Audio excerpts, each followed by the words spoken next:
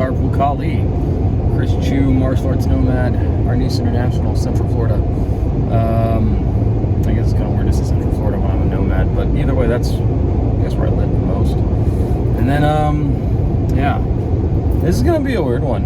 I've been thinking about doing this one for a little while, just because of some experiences I've had, and I'll tell the story that sparked this entire video, which may or may not be a long one. I'm on my way to a seminar in Fort Myers, Florida, hosted by Dan the Man Lohman, one of the best martial artists I know, one of the most intellectual ones as well. Super, super talented. Kalis Illustrissimo and Combatant nowadays. But so, let me start with the story.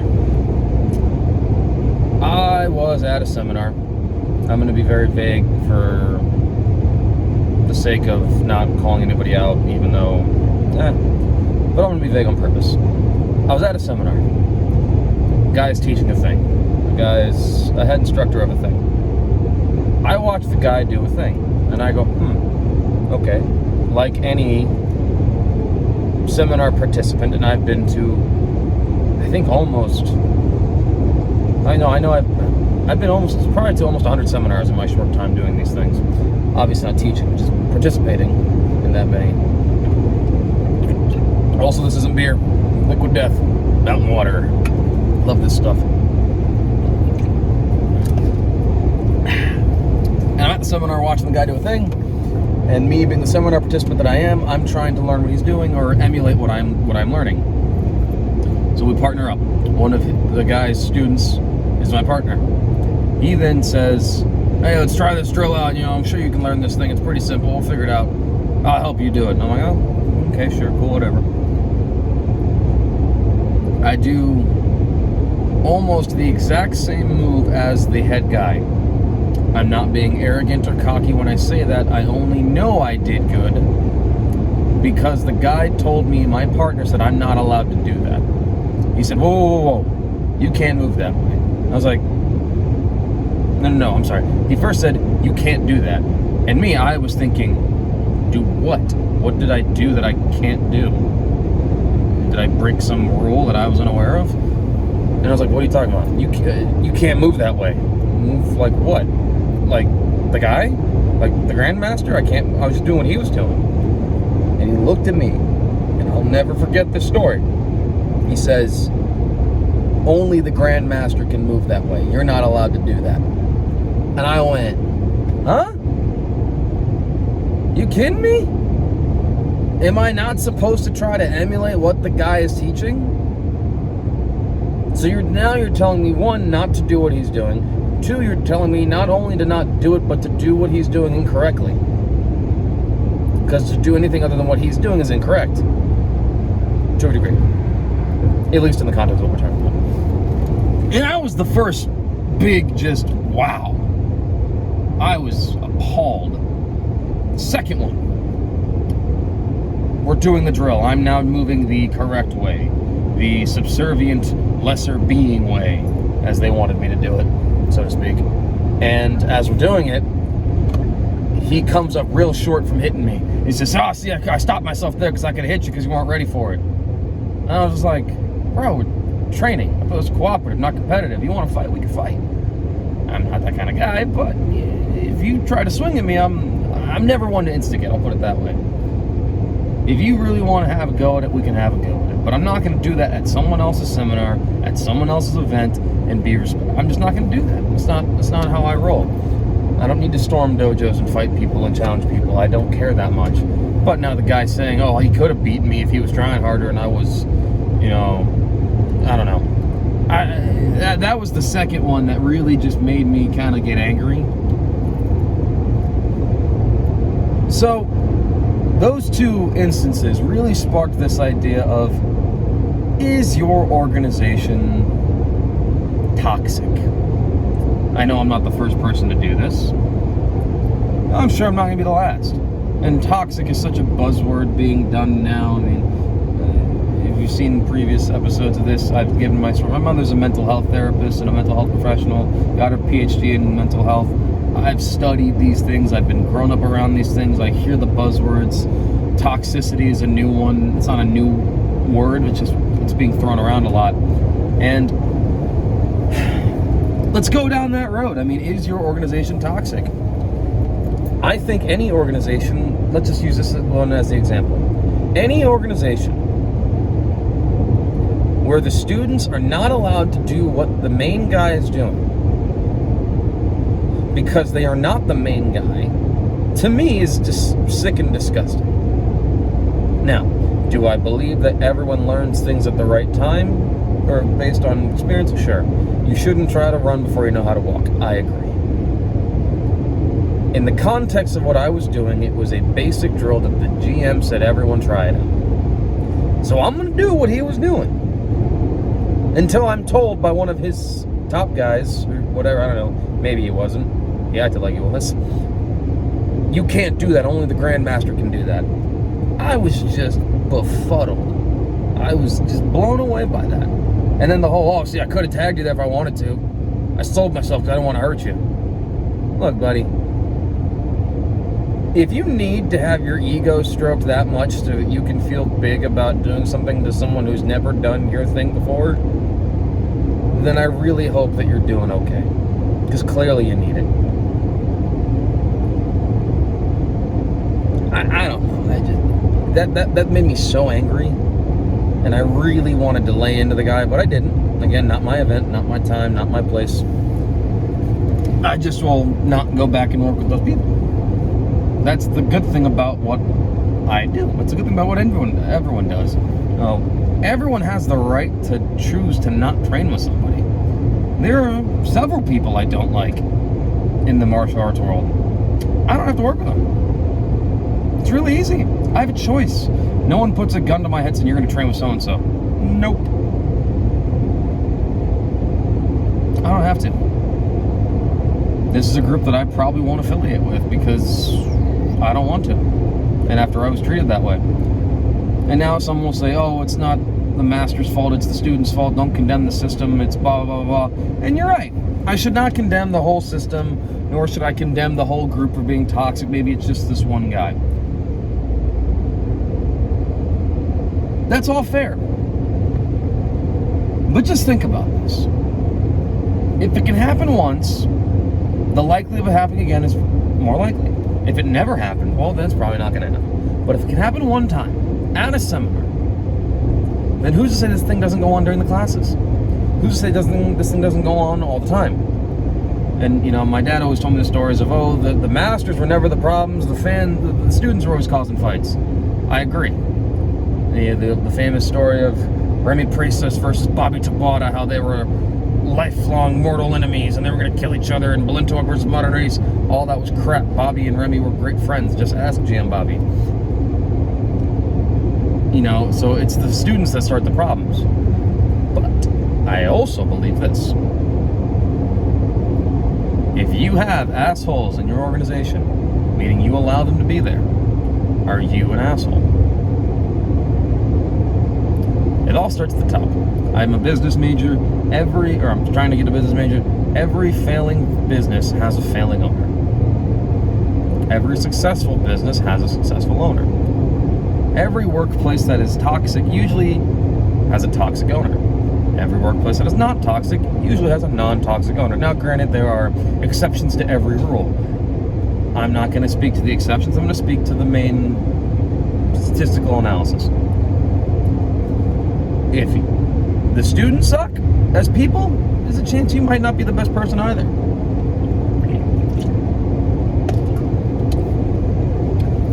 Now, do we condemn the entire organization? I don't know, but that's not the question. The question is your organization toxic? Let's look at a couple of things that may be considered toxic or dickish or being a punk, being a jerk. You pick your insult because they all apply. Are you, we'll look at it as a student first, because I'm not the head of an organization. I'm just a student, and I'm always going to be a student. I'll look at it from that perspective, because that's what I can speak most on. As a student, am I noticing my instructor do things that I don't necessarily agree with? Not skill or technique-wise, but just personality-wise. Is he too rough with people? Is he more hands-on with other people versus other people? You know, McDojo Life, good, you know, fan of his, and I've met him once or twice. He goes on those crusades where he finds the really crappy people, not the skill-wise, well, yes, the skill-wise too, but more importantly, he tries to expose the criminal martial artists. Like, is your instructor a bad person? Is he stealing from people? Is he manipulating people? Is he lying to people? Is he committing adultery? Is he committing sexual misconduct? All these things that would indicate your instructor is bad, so maybe the organization's bad too. And that's the shame, you know. Those are the big red flags. Those are the obvious ones that, you know, if I found out my instructor was touching kids, I'd leave after I tried to kill him. But if I found out my instructor was stealing money from people, well, then I'd leave. Those are the red flags that are obviously no-brainers as to why the organization could be failing or bad. And it might not be failing necessarily financially, because thieves make good money sometimes. So do liars and manipulators.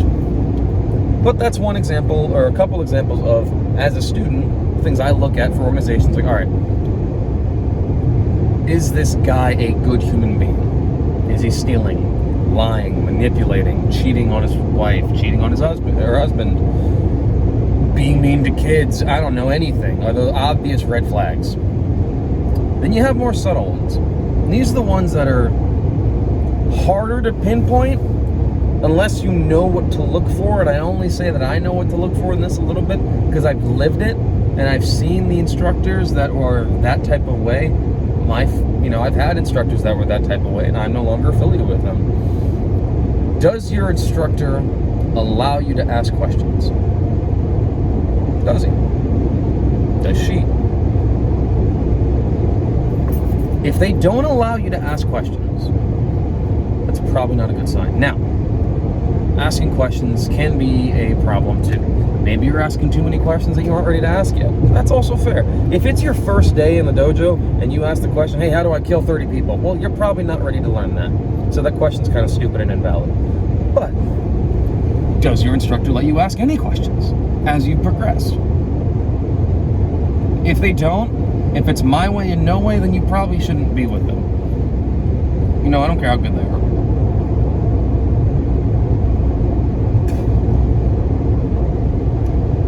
You have to have a healthy balance of being a student and still keeping your humanity.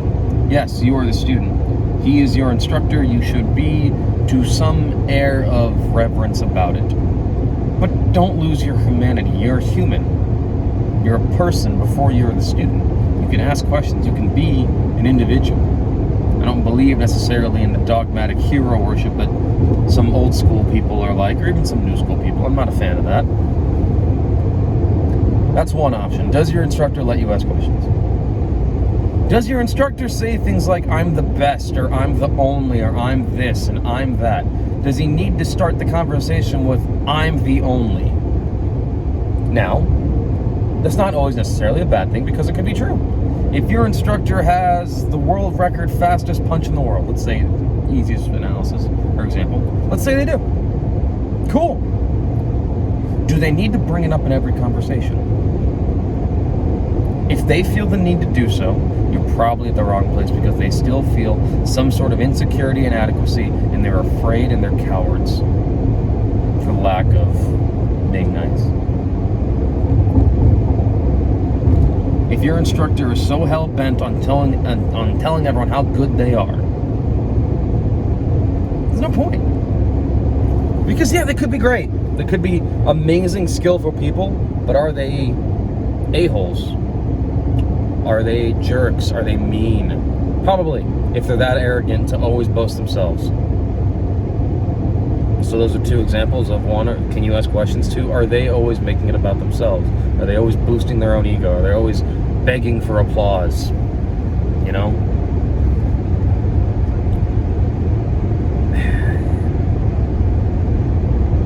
I've met guys like that who are just so arrogant and self-centered. They're so big-headed, you're surprised they're able to get in the room.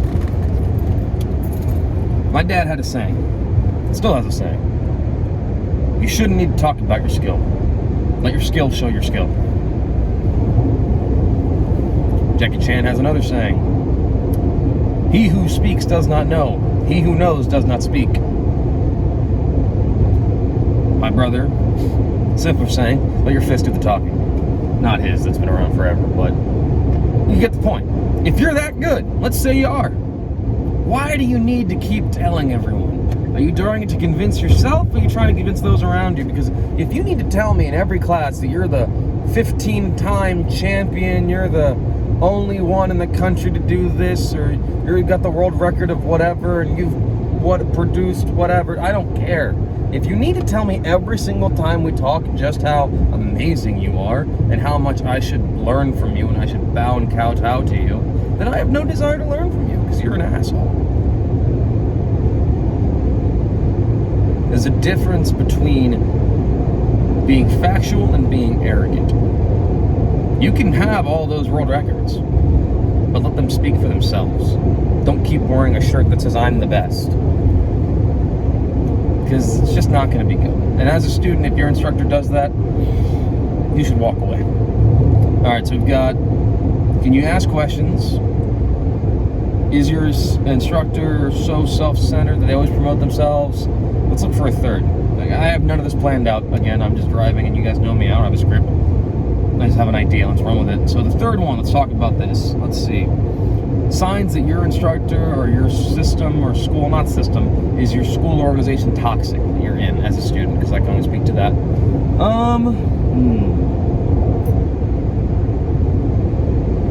A lot of it goes back to that one. I mean, the controllingness and the insecurity instructor. You know, I'll give one that probably bounces around this, and it's similar, but a little different.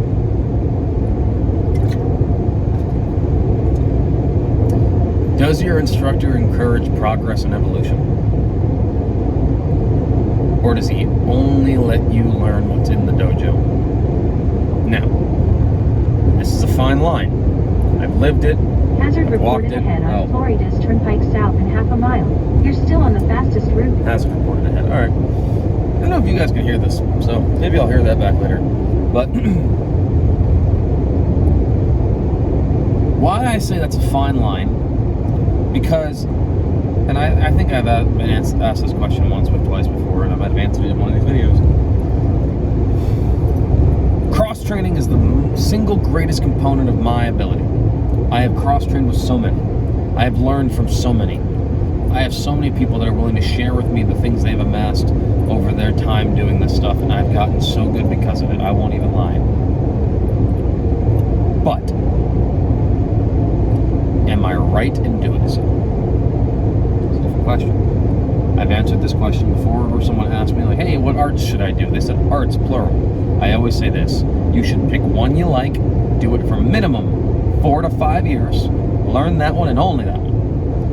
Then, after 4 to 5 years, if you stayed consistently training, you should have a good understanding and good fundamental background that you can go learn other things. Now, why do I say that? I was 10 years old when I wanted to do martial arts officially. My father lived in DC, couldn't teach me anything. So my mother asked him, hey, where should Chris learn martial arts? There were 2 schools that were to pick from, because my father would not teach me.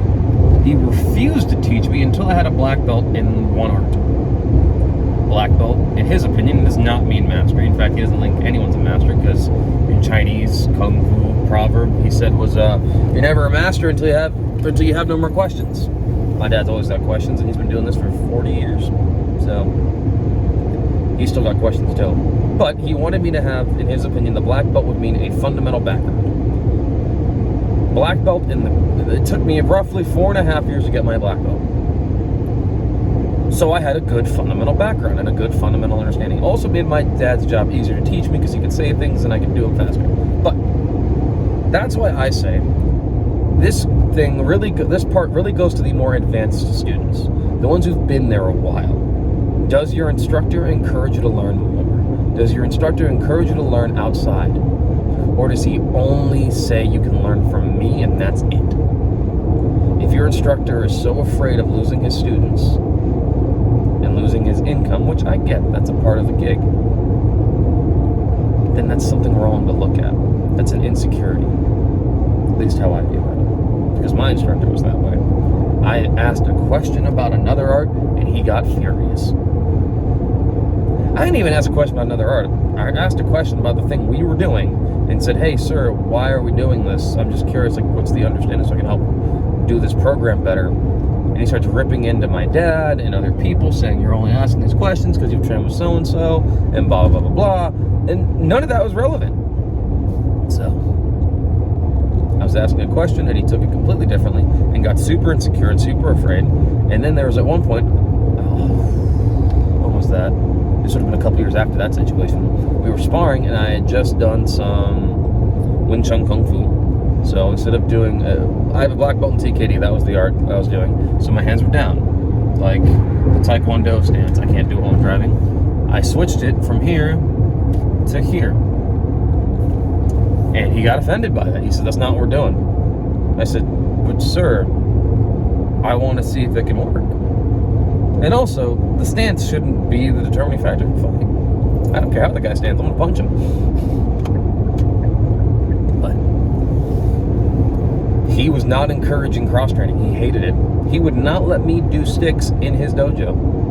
Even though my father, he knew from way back in the 80s, was a Filipino martial arts master.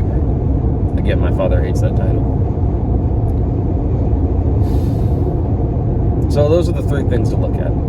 Can you ask questions to your instructor? Is your instructor constantly promoting himself? And 3, are you allowed to learn outside of your dojo after you've reached a certain point? A certain point meaning a basic fundamental background. Now granted, those kind of all tie in together to your instructor if those 3 things are occurring. Your organization, your instructor is probably toxic, probably a coward, probably insecure, probably afraid. That's just my opinion. But I was told recently by someone I'm allowed to have one. It's my opinion.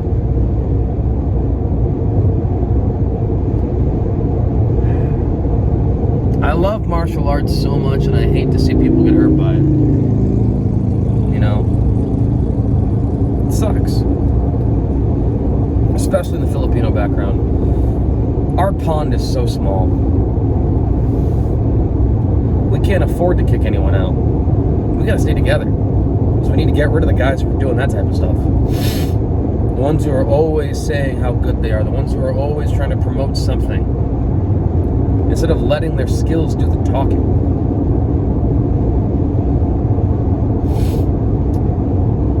Anyway. 23 minutes. Alright, cool. Talked for a little bit. This is a fun topic. Let me know down below if you think that this hit close to home with you, or if you have a funny story or a terrible story about your toxic school experience, because that's the problem. I mean, so many martial artists are affected by this. If you've never experienced it, God bless it. It sucks. But, yeah, that's the episode. I don't have much more to add. Those are just 3 things to look at as a student. What I look at when I look at instructors and organizations is the instructor allowing questions, is he only promoting himself, and is he not encouraging cross-training? Because those are the 3 things that are just like, yo, like, that's stupid. Now, let's say you are the head of an organization. I'll speak to this just briefly. Let's say you are the head of an organization. Are you doing that? Take a good long look in the mirror and see if that's you. If that is you, I'm not going to tell you how to run your business.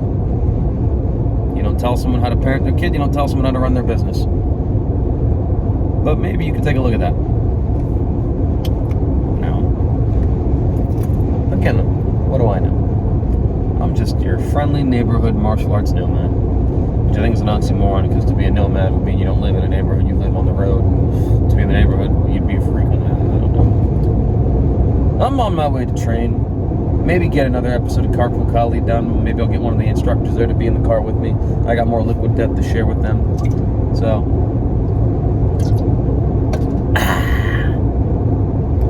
Chris Chu, Martial Arts Nomad, Arnis International. And I will see you guys later. Thanks for watching.